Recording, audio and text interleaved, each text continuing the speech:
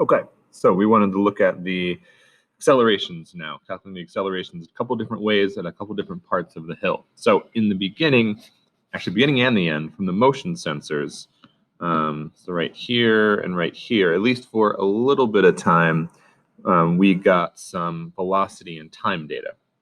Well, the definition of acceleration is a change in velocity and a change in time. So the tricky part is parsing through the data that you got to at least say, okay, here's the little section of data we got with, let's say, if your velocity data was coming up slightly, and then you kind of got hot garbage after that.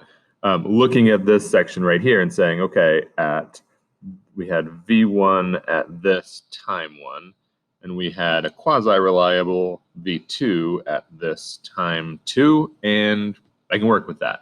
Ready? So that will give us a change in velocity, a change in time, and you can calculate an acceleration from your motion sensor data.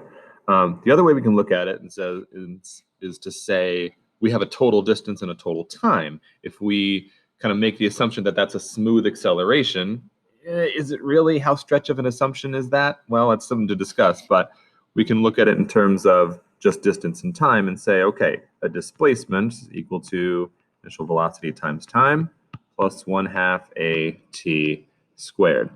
You've measured the t already. We've measured the displacement along the hill. Decide what to do with that initial velocity if you want to give it an initial velocity, but consider when your timing started. So have to have that discussion, but you can solve for acceleration by plugging in the rest of that. The question is, which of these methods gives you a true acceleration? Which ones to rely on? Which one is most reliable? That's what you'll discuss. So that's how to find the accelerations.